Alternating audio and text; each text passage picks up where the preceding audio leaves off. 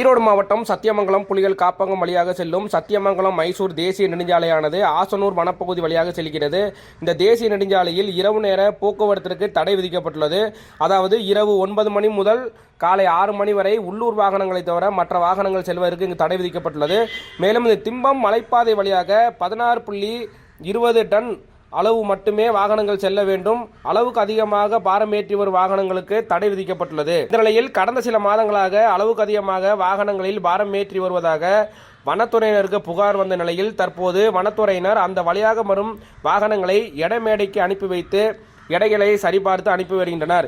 இந்த நிலையில் தினசரி ஆசனூர் வழியாக ஆயிரக்கணக்கான வாகனங்கள் சென்று வரும் நிலையில் வனத்துறையினர் எடை சரிபார்த்து அனுப்புவதால் அந்த வழியாக வரக்கூடிய மற்ற பேருந்துகள் வாகனங்கள் செல்ல முடியாமல் பல கிலோமீட்டர் தூரத்திற்கு அணிவகுத்து நிற்கின்றன. இதனால் தமிழக கர்நாடக மாநிலங்களுக்கிடையே தினசரி 3 மணி நேரத்திற்கு மேலாக போக்குவரத்தானது தொடர்ச்சியாக பாதிக்கப்பட்டு வருகிறது. மருத்துவம் மற்றும் அவசர பணிகளுக்கு செல்பவர்கள் கூட செல்ல முடியாமல் இந்த போக்குவரத்து நெரிசலில் சிக்கி கடும் அவதிக்கு ஆளாகி வருகின்றனர். இந்த நிலையில் ஆசனூர் வனத்துறையினர் முறையாக திட்டமிட்டு எடமேடை அமைக்க வேறு இடத்தில் முறையாக ஆய்வு செய்து அங்கு எடமேடை அமைத்தால் மட்டுமே தினசரி ஏற்படும் இந்த போக்குவரத்து நெரிசலை சரி செய்ய முடியும் என வாகன ஓட்டிகள் அங்கு கருத்து தெரிவித்துள்ளனர்.